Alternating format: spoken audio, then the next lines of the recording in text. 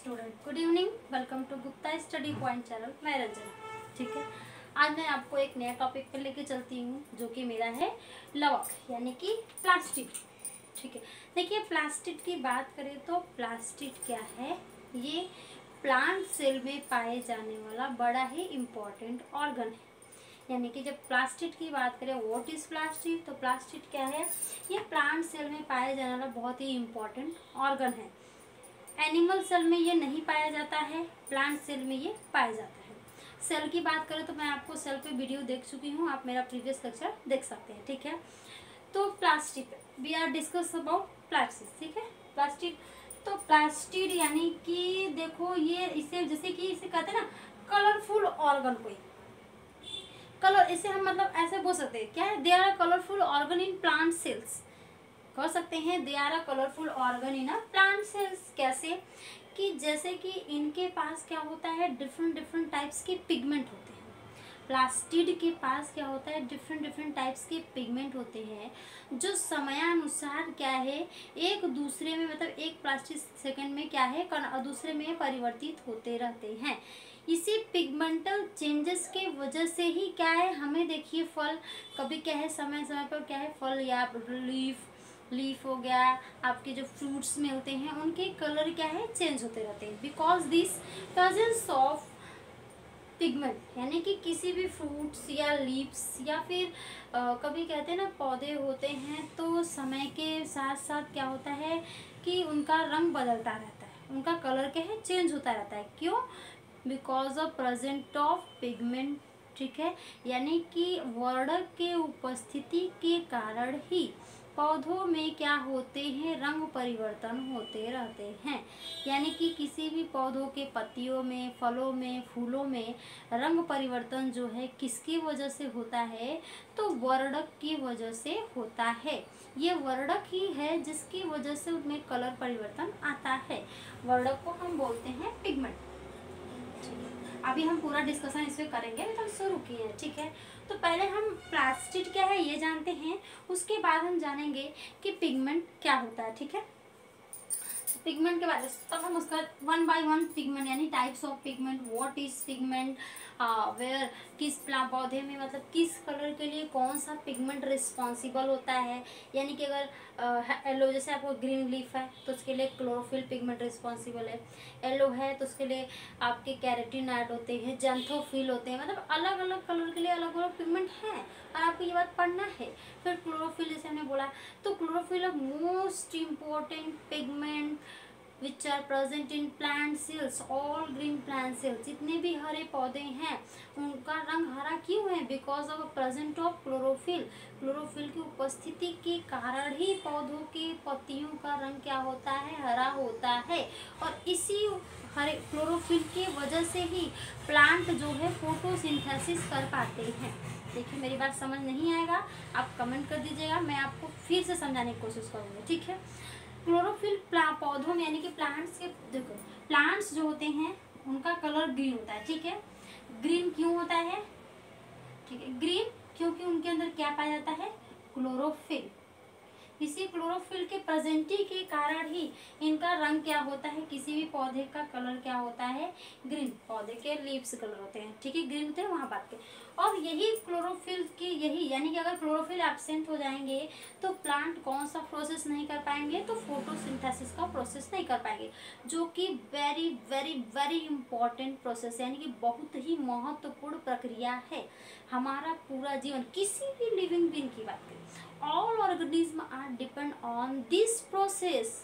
कौन से प्रोसेस की बात कर रहे हैं हम? बात कर रहे हैं फोटोसिंथेसिस की बात कर रहे हैं। इसी फोटोसिंथेसिस प्रोसेस पर ही सभी सजीवों का जीवन क्या है, निर्भर है।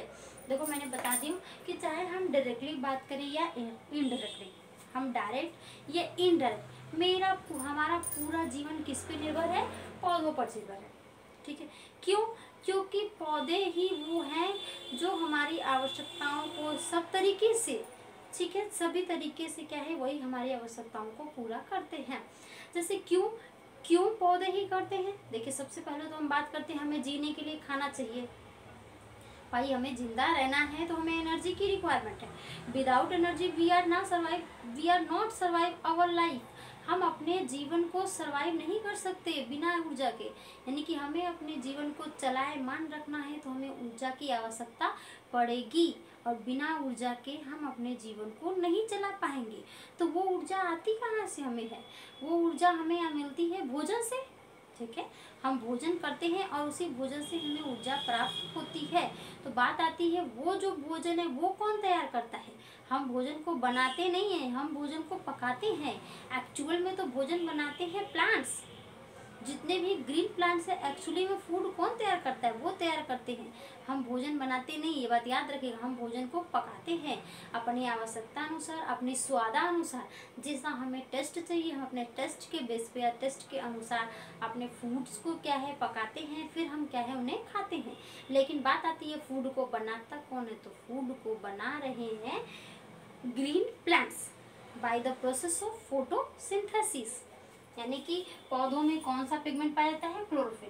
और यही क्लोरोफिल पिगमेंट है रिस्पॉन्सिबल है किसके लिए जिम्मेदार है? प्रकाश, इसको बोलते हैं प्रकाश संश्लेषण। इसको बोलते हैं प्रकाश संश्लेषण। प्रकाश संश्लेषण की क्रिया में कौन सा वर्णक पाया जाता है? तो क्लोरोफिल नामक वर्णक पाया जाता है। बात समझ में आ रही है? मेरी बातों को ध्यान दीजिएगा, बाकी सब चीज़ें आप अपने आप कॉन्सेप्ट क्लियर करेंगे। ठीक है, तो बात आती है कि फोटोसिंथेसिस अभी हम धीरे धीरे पढ़ेंगे। ठीक है, तो हमें इस चैप्टर में मेनली इसी क्लोरोफिल को ही डिस्कस करना है। लेकिन हम पहले प्लास्टिड क्या है ये जान, जितना हमने बताया उतना समझ में आया। अगर नहीं आया इतने बात तक तो आप कमेंट करके उसमें से कोई भी हमने जितना बताया, अगर एक भी क्वेश्चन आपके माइंड में है तो आप क्वेश्चन पुट कर सकते हैं कमेंट करके। ठीक है, तो बात करते हैं अब हम प्लास्टिड की। तो सबसे पहले देखिए हम प्लास्टिड की बात करें तो प्लास्टिड की पहले बात आती है हु डिस्कवर्ड प्लास्टिड, यानी कि लवक की खोज किसने की? तो लवक की खोज किसने किया? तो लवक की खोज हेकेल नामक वैज्ञानिक ने किया था। हेकेल नामक वैज्ञानिक ने कब किया था? 1865 ईस्वी में। यानी कि हेकेल एक साइंटिस्ट थे जिन्होंने क्या किया था, स्पेलिंग इसका देखो ये रहेगा। ठीक है, इन्होंने ही क्या किया था 1865 में लवक की डिस्कवरी की थी। देखो ये इसकी खोज किए थे, हेकेल जो हैं प्लास्टिड की खोज किए थे। लेकिन ये जो प्लास्टिड जो हम वर्ड बोल रहे हैं, इस वर्ड को किसने दिया था? इस वर्ड को दिया था सिम्फर ने। सिम्फर एक साइंटिस्ट है, AFWS सिम्फर, ASWF सिम्फर एक साइंटिस्ट है। ए है, एफ है, डब्ल्यू है, एस, ये एक साइंटिस्ट का नाम है। मेन आप सिम्फर भी याद करें, कोई दिक्कत नहीं है। ठीक है, कि प्लास्टिड शब्द का प्रयोग किसने किया? तो सिम्फर ने किया था। इतना ही चैप्टर इनको याद करने की जरूरत नहीं है, आपका काम इससे हो जाएगा। ठीक है, AFWS ने प्लास्टिड वर्ड जो हम बोल रहे हैं इस वर्ड का यूज सिम्फर ने किया था और इसकी डिस्कवरी हेकेल ने किया था। ठीक है, पहला पॉइंट आप जान गए कि प्लास्टिड की खोज किसने की? हेकेल ने 1865 में। और प्लास्टिड जो हम वर्ड बोल रहे हैं उसको, उस वर्ड को किसने दिया? तो उस वर्ड को दिया हेकेल ने, सॉरी सिम्फर ने। कब दिए थे? 1885 में दिया था। कब दिया था? 1885 में। देखो 1865 में ये डिस्कवर्ड हुआ, 1885 में इसको नाम मिला। बात समझ आ रही है ना? 1865 में इसकी खोज हुई और 1885 में क्या है इसको नाम मिला। अब हम नेक्स्ट बात करते हैं कि ये कहाँ कहाँ पाई जाती है। तो सबसे बड़ी बात क्या है कि देखिए ये आपके जो प्रोटोप्लाज्म है, सेल बनाया। ठीक है, ये क्या है? सेल मेम्ब्रेन है। सेल मेम्ब्रेन के अंदर पाया जा रहा है प्रोटोप्लाज्म। ठीक है, यहाँ पे होता है प्रोटोप्लाज्म। तो प्रोटोप्लाज्म में ही कौन कौन पाया जा रहा है? आपका प्लास्टिड। ठीक है, प्लास्टिड। तो बात समझ में आ गई कि पहला देखो खोज किसने की, शब्द किसने प्रयोग किया, और तीसरा वर्ड जो है ये जो प्लास्टिड है कहाँ पाया जा रहा है? तो प्लास्टिड प्रोटोप्लाज्म के अंदर पाया जाता है। हो गया। चौथा क्या है कि प्लास्टिड जो है वो केवल पादप कोशिकाओं में पाया जाता है। ओनली प्लांट सेल्स में क्या है? They are present only in plant cells not animal cells. ठीक है, यानी कि पादप कोशिकाओं में ही लवक पाया जाता है, जंतु कोशिका में ये नहीं पाया जाता है। तीसरा point, fourth point. Fifth point की अगर हम बात करें तो ठीक है, फिफ्थ पॉइंट आपका क्या है कि जो जैसे कुछ आपके प्रोकैरियोटिक एनिमल्स हैं जिनमें ये नहीं पाया जाता, जैसे कौन कौन से आपके हैं, बैक्टीरिया हो गया, ठीक है, बैक्टीरिया हो गया, ईस्ट हो गया, फंगाई पूरा ले सकते हैं आप, ठीक है, फंगाई पूरा लीजिए, ईस्ट हो गया, ठीक है, फंगी हो गया, ठीक है, या फिर ब्लू ग्रीन एल्गी हो गया, ब्लू ग्रीन एल्गी हो गया, ठीक है। इन तीनों में प्लास्टिड नहीं पाया जाता है। देखो हम क्या बोल रहे हैं कि पौधों में पाया जाता है, एनिमल में नहीं पाया जाता है, तो ये बात पहले से स्पष्ट है। लेकिन कुछ और बैक्टीरिया और फंगाई और ब्लू ग्रीन एल्गी हैं जो कि प्लांट्स, जैसे आपका बैक्टीरिया ब्लू ग्रीन एल्गी हो गया, साइनोबैक्टीरिया हो गया, ये सब प्लांट्स के मतलब प्लांटी जो किंगडम है उसके अंडर आते हैं, लेकिन इनके अंदर प्लास्टिड नहीं पाया जाता है। आपका जो आपका बैक्टीरिया है, फंगाई है और ब्लू ग्रीन एल्गी है, ये तीनों ही क्या है आपके प्लांटी किंगडम में आते हैं, लेकिन इन तीनों में क्या है, प्लास्टिड एब्सेंट होता है, ठीक है। नेक्स्ट अगर आप बात करें फोर्थ की बात करें तो देखो ये तीनों में ये नहीं पाए जाते हैं, ठीक है। और बात करें सिक्स पॉइंट है, जो पॉइंट है फिफ्थ में क्या है, ये क्या है, जगह जगह जो हमारा साइटोप्लाज्म है, साइटोप्लाज्म में क्या है, ये जगह जगह बिखरे होते हैं। देखो हम बोल रहे हैं कि प्रोटोप्लाज्म में पाए जाते हैं, फिर हमने बोला ये साइटोप्लाज्म में पाए जाते हैं, तो बात आती है दो ही शब्द एक बार कैसे, दो ही शब्द एक बार कैसे, तो ये ऐसे, जैसे आपका प्रोटोप्लाज्म है तो ये आपने पढ़ा होगा, ठीक है, कि protoplasm are made up of, देखो कैसे इसको मैं समझूंगी, nucleus plus cytoplasm, nucleus plus cytoplasm मिलके बनाते हैं प्रोटोप्लाज्म। न्यूक्लियस के कंपोनेंट तो सबको पता है, ये देखो पहला जो होता है nuclear membrane, nucleolus, nucleoplasm, chromatin thread और न्यूक्लियोपोर, ये हो गए nuclear membrane, nucleoplasm, nucleolus, chromatin thread, next क्या आपका आता है न्यूक्लियर पोर, हिंदी में केंद्रक द्रव, केंद्रक कला, केंद्रक द्रव, केंद्रिका, क्रोमैटिन धागे और केंद्रक पोर, ठीक है। अब साइटोप्लाज्म कई, इसमें बहुत सारे ऑर्गन होते हैं, mitochondria, plastid, Golgi body, endoplasmic reticulum, lysosome, ribosome और हिस्टोन, बहुत सारे होते हैं, ठीक है, बहुत सारे होते हैं। तो इसके अंदर जो देखो नहीं हुआ ना, तो ये है प्लास्टिड, यानी कि ये साइटोप्लाज्म दो चीजों से मिलकर बना, उसके अंदर एक से, जैसे आप पढ़े होंगे ना, एक न्यूक्लियस में एक सेल में एक ही न्यूक्लियस, बाकी सब जगह क्या होते हैं साइटोप्लाज्म, तो इस साइटोप्लाज्म में ये पाया जा रहा है, ठीक है। तो ये साइटोप्लाज्म के में क्या है, जगह जगह जगह जगह क्या है, ये बिखरे होते हैं, ठीक है। तो कुछ प्लांट्स ऐसे हैं जिसमें ये सातवां पॉइंट, कुछ प्लांट्स ऐसे हैं जिसमें ये कलरफुल होते हैं, कुछ प्लांट्स ऐसे हैं जिसमें ये रंगहीन होते हैं, कुछ ऐसे जिसमें वो कलरफुल और कलरलेस यानी कि रंगहीन और रंगीन होते हैं, ठीक है। कुछ पौधे ऐसे हैं जिसमें ये रंगीन होते हैं, कुछ पौधे ऐसे जो जिसमें ये रंगहीन होते हैं। तो समय समय पर ये क्या है, अपने अवस्थाओं को या कलर के आधार पे अपने अवस्थाओं को परिवर्तित करते रहते हैं, ठीक है। ये हो गई आपके लवक की बात। अब हम बात करेंगे कि लवक का वर्गीकरण यानी कि क्लासिफिकेशन ऑफ प्लास्टिड। हम सारी बातों को डिस्कस करेंगे, जितना वर्ड हम यूज कर रहे हैं सारे वर्ड को इस लेक्चर में हम डिसाइड करेंगे, लेकिन वन बाय वन करके, ठीक, एक साथ सबको पढ़ने की कोशिश करेंगे, नहीं पता चलेगा। आप क्या जाने, प्लास्टिड क्या है ये जान गए, ठीक है, प्लास्टिड की खोज किसने की ये जान गए, प्लास्टिड शब्द का उपयोग किसने किया था ये जान गए, प्लास्टिड कहाँ पाया जाता है, किसमें नहीं पाया जाता है, इसका आकार जान गए, ठीक है। और आपने ये जाना कि ये जो है किन किन जीवों में नहीं पाया जाता है, और वर्णक कौन सा होता है, बहुत सारे वर्णक होते हैं जो समय के आधार पर अपने अपने रंग को परिवर्तित करते रहते हैं। फोटोसिंथेसिस को भी हमने वर्ड का नाम लिया, लेकिन अभी हम समझाएंगे, ठीक है।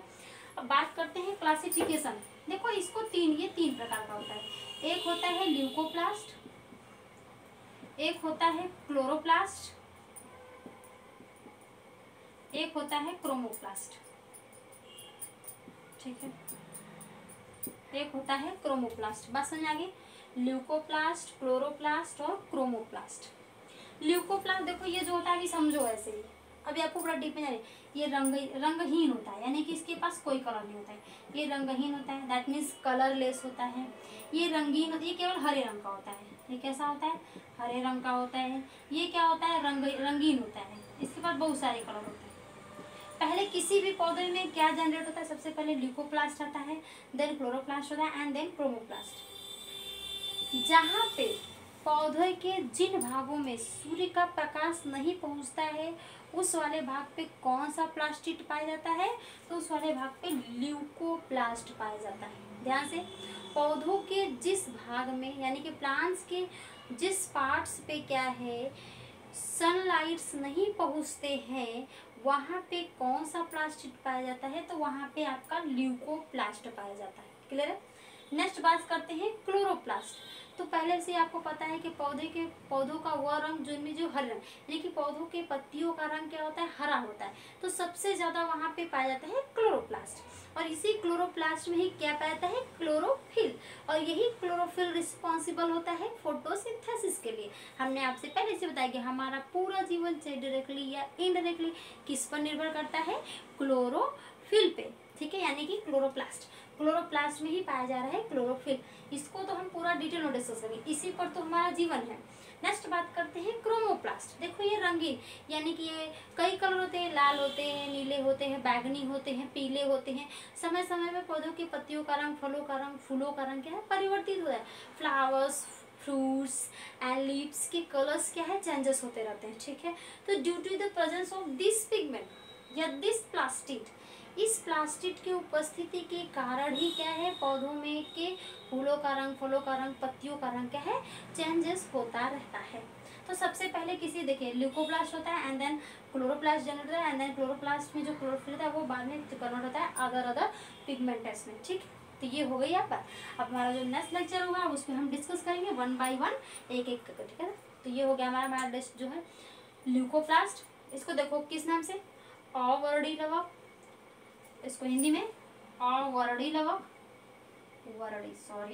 अवर्णी लवक, हरित लवक इसको बोलते हैं। तीसरा देखो हरित लवक, इसको अवर्णी लवक, हरित लवक, इसको